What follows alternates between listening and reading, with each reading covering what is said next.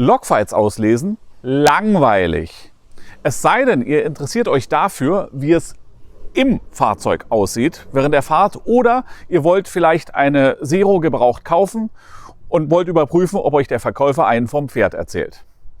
In diesem Fall viel Spaß!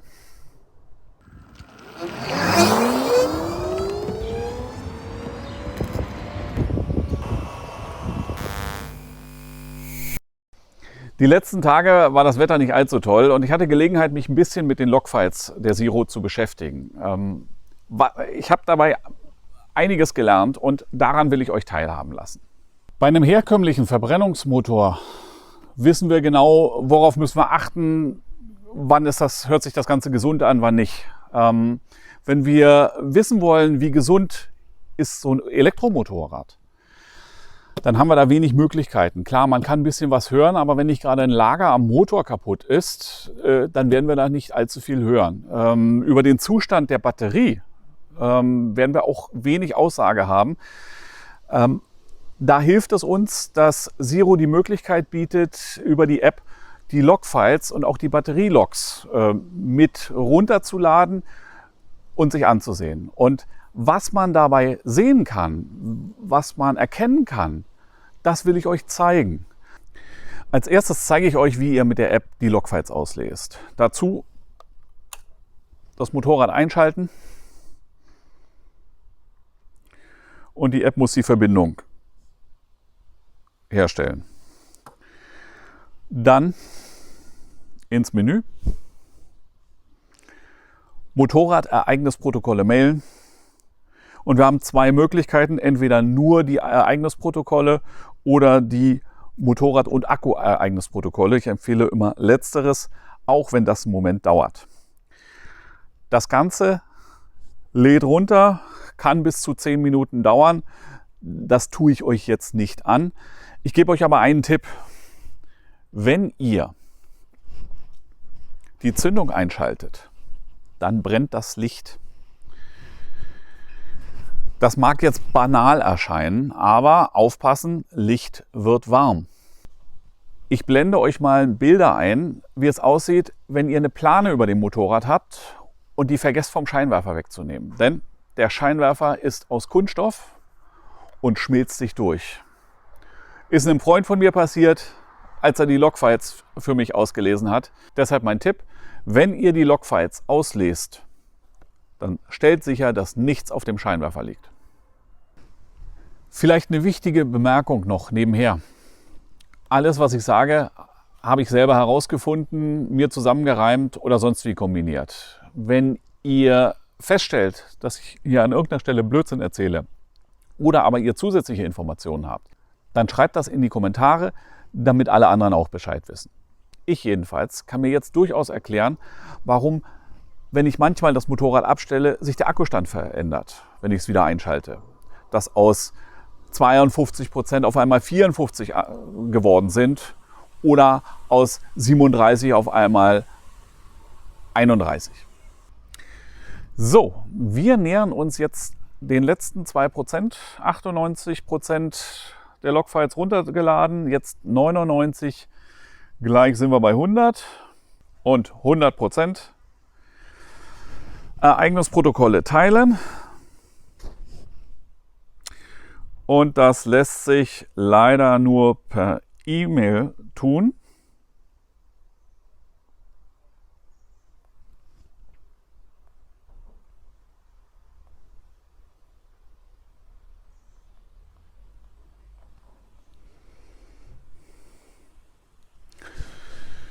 Warum auch immer man das nicht direkt abspeichern kann. Sei es drum, alles Weitere zeige ich euch jetzt am Rechner.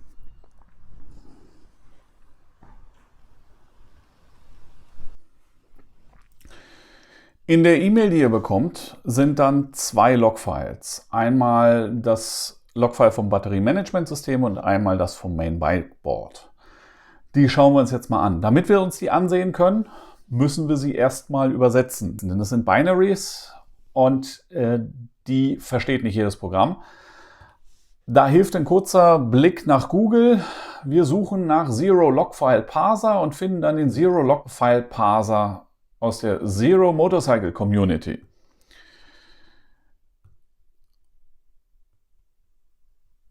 Wir fangen an mit dem Main Bikeboard, laden es hoch und kriegen schon das Ganze ausgewiesen.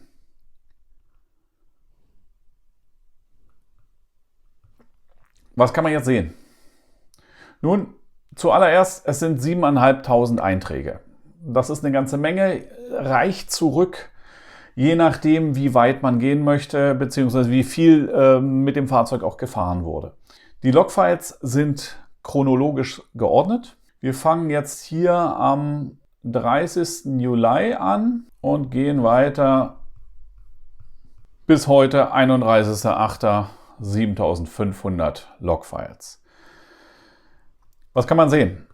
Nun, zum einen während der Fahrt gibt es jede Minute einen Eintrag. Jede Minute einen Eintrag, Riding, mit der Temperatur des Akkupacks. Höchste Temperatur sind 21 Grad gewesen, tiefste Temperatur auch 21 Grad. Dem State of Charge des Akkus 83%. Welche Voltzahl gehört dazu? 109,895 in dem Moment. Der Motor hat zu diesem Zeitpunkt 8 Ampere gezogen.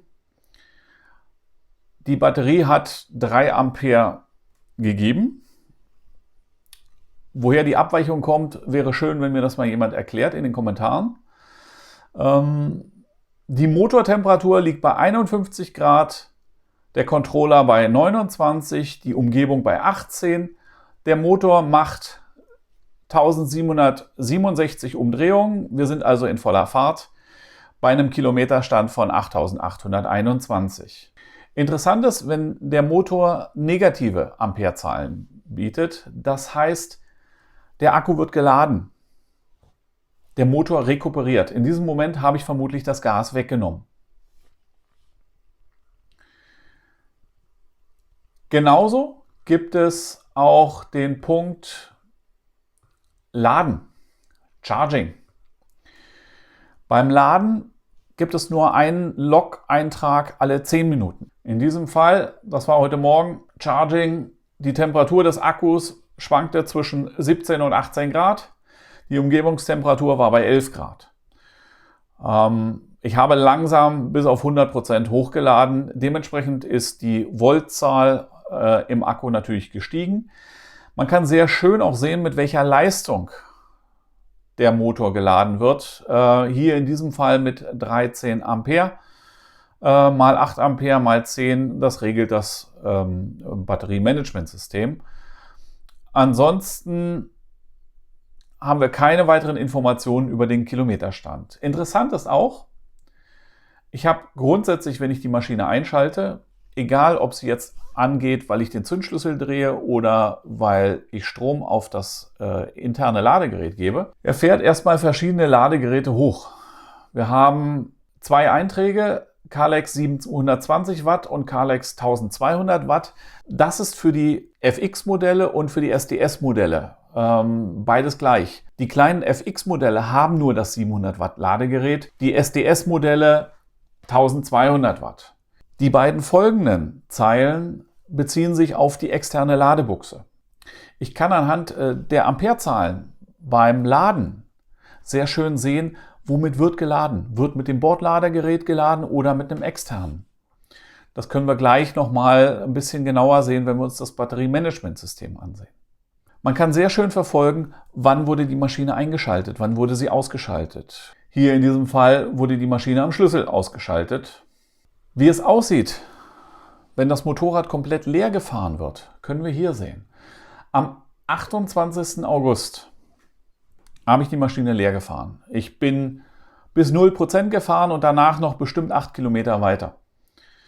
Und wir sehen hier am entsprechenden Tag, wie der Akkustand nach und nach immer geringer wird. Die Voltzahl sinkt, es wird was rausgezogen und auch die Kilometer steigen bis 8.778 Kilometer.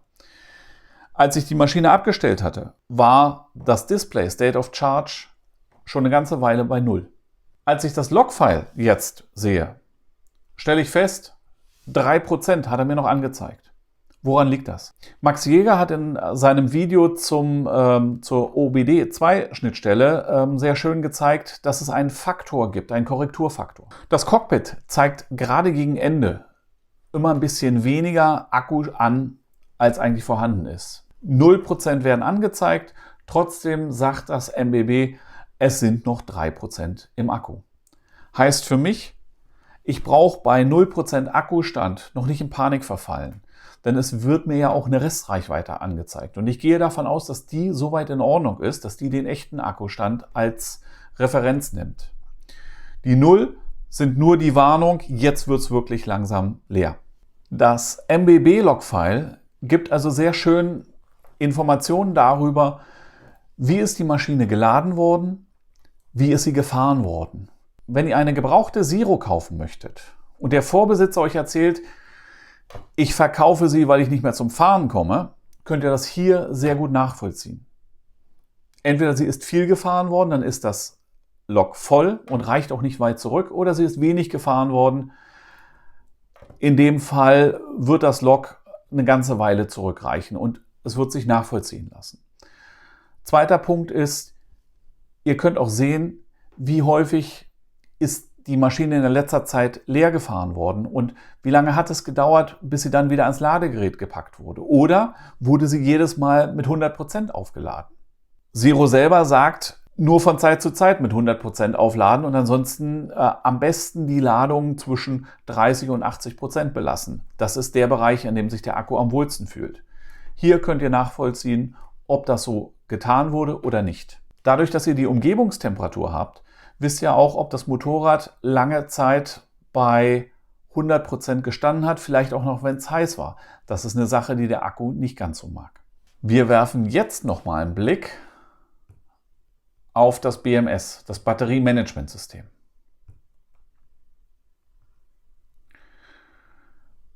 Hier haben wir ein paar mehr Informationen zum Akku selber. Das BMS-File reicht gute 8000 Einträge zurück.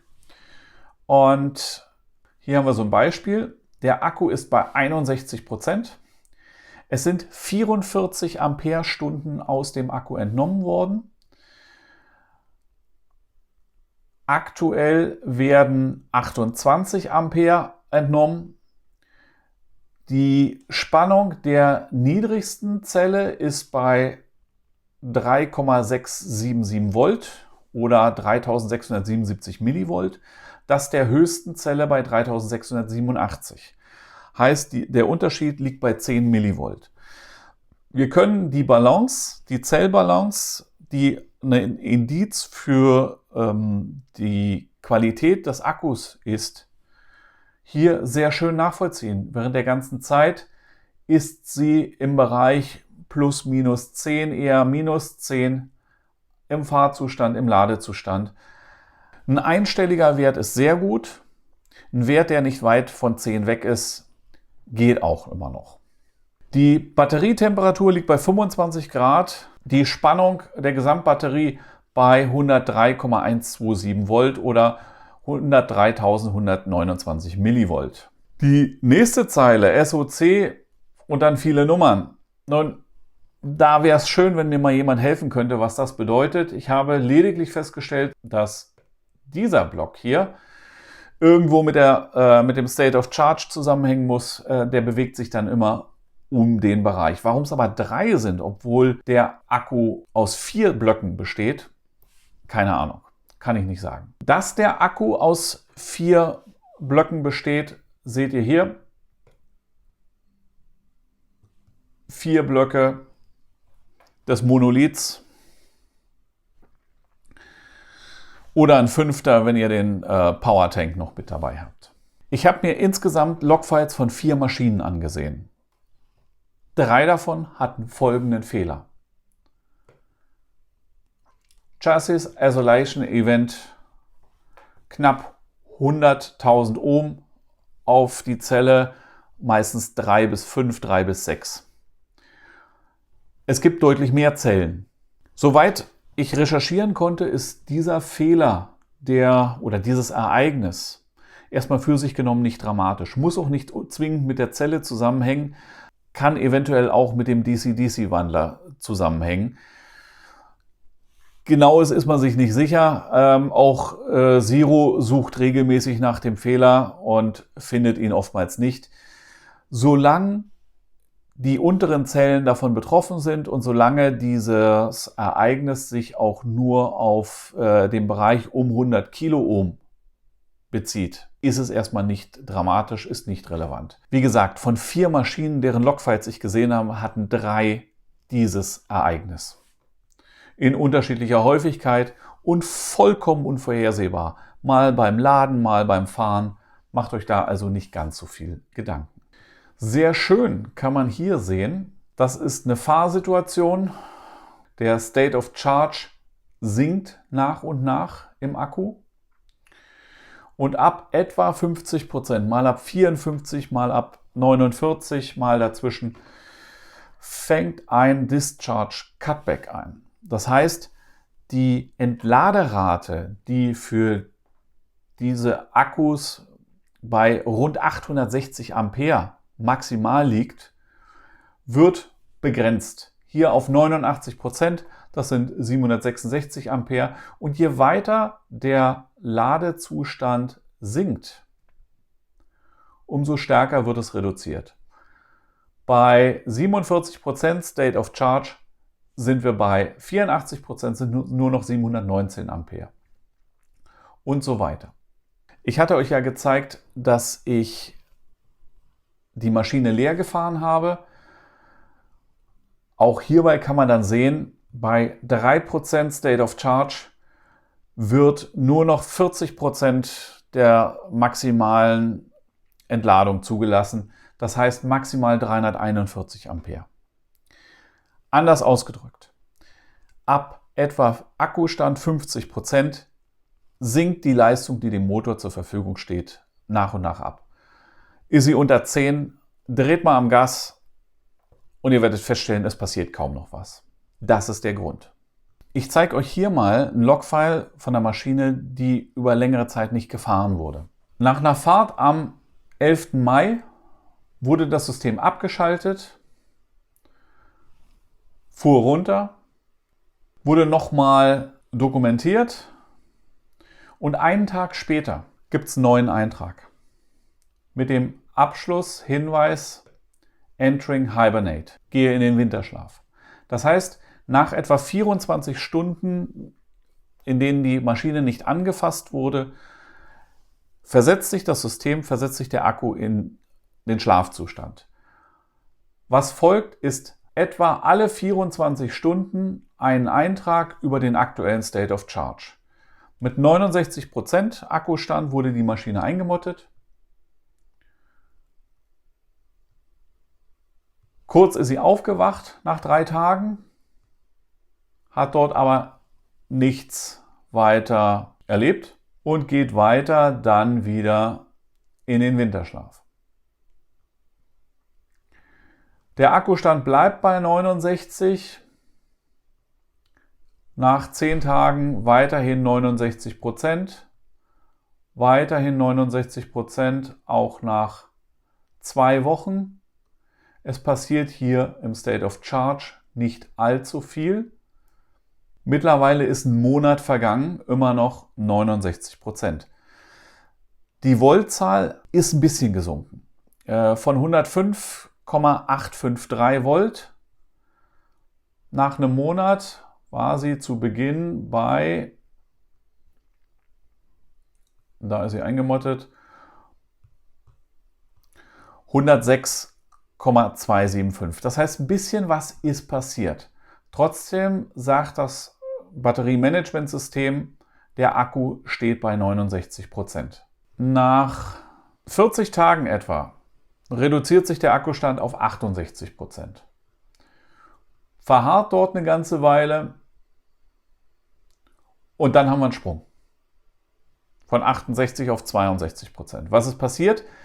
In der Voltzahl des Batteriepacks nicht allzu viel. Aber wir haben einen Eintrag, dass das System den State of Charge neu berechnet. Das kann immer wieder mal vorkommen. Hier in diesem Fall ist es von 68 auf 62% gegangen. Das kann auch kommen, wenn ich das Fahrzeug abstelle und am nächsten Tag wieder rangehe oder nach einer Stunde wieder rangehe. Wenn das System feststellt, hier stimmt irgendwas nicht mehr überein, dann verändert es die Anzeige des State of Charge. Das heißt, ihr habt nicht auf einmal mehr oder nicht weniger im Akku, sondern die Anzeige wird nur wieder auf den genauen Stand gebracht. Dann bleibt es eine ganze Weile bei 62%.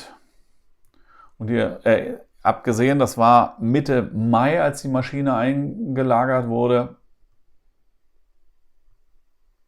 Mittlerweile befinden wir uns Mitte August. Das heißt, jetzt haben wir eine kleine Veränderung nochmal. Hieran kann man sehen, der Akku entlädt sich nicht allzu sehr. Ein bisschen ja, ein bisschen entlädt er sich, aber wenn man die Maschine einmottet, sollte man vielleicht mal einmal im Monat nachsehen, ob irgendwas Dramatisches passiert ist. Trotzdem keinen Schreck kriegen, wenn der Akkustand sehr stark geschwankt ist. Vielleicht war es auch nur eine Anpassung des Batteriemanagementsystems. Interessant ist, dass in der ganzen Zeit die Zellbalance bei dieser Maschine hier zwischen 3 und 4 Millivolt schwankte. Das heißt, perfekt ausbalanciert. Auch bei diesem Fahrzeug haben wir ein Chassis Isolation Event.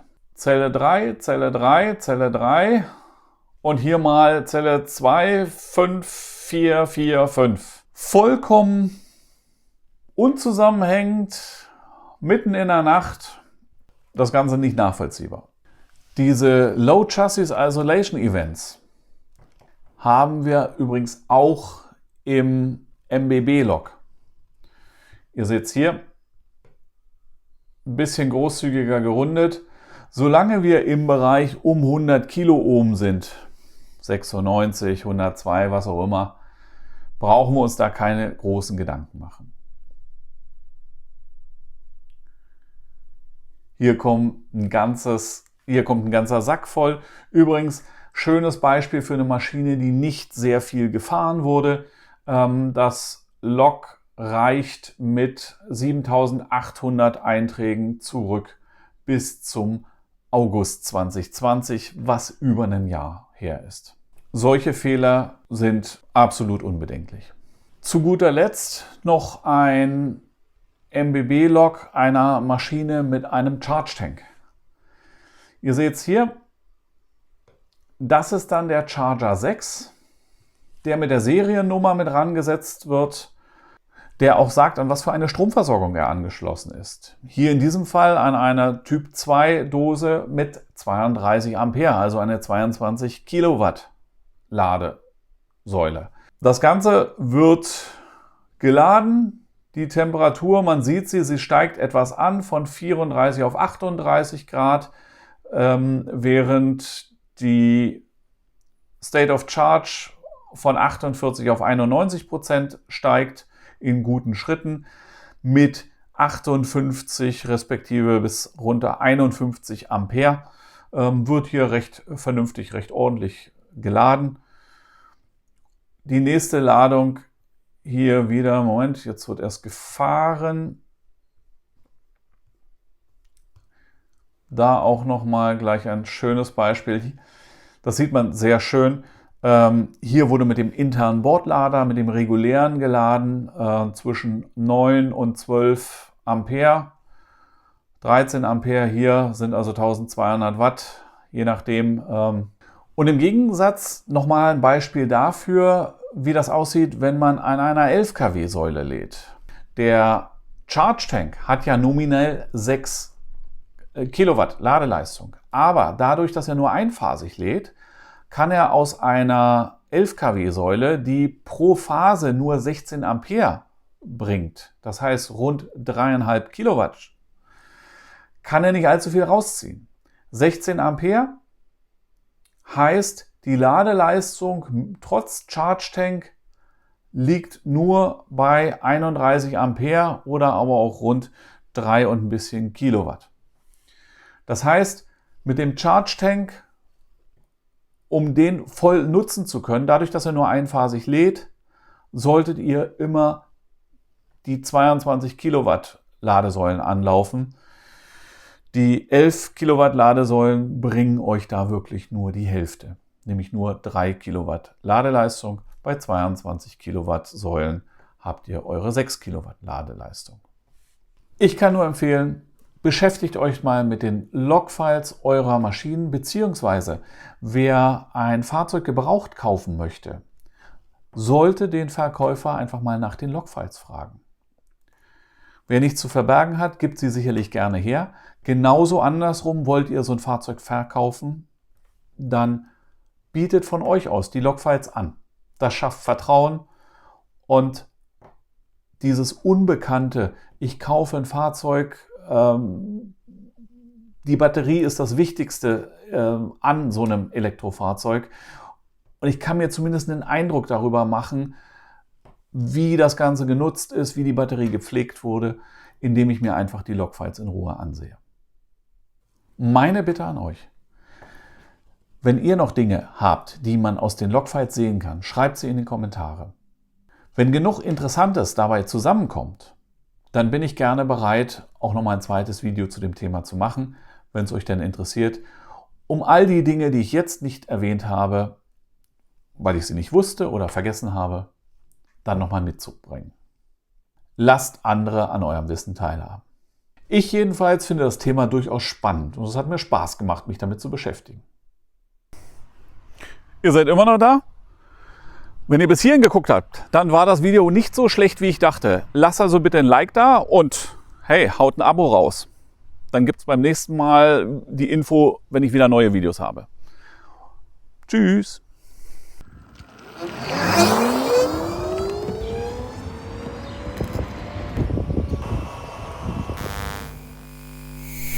Hörst auf zu lachen.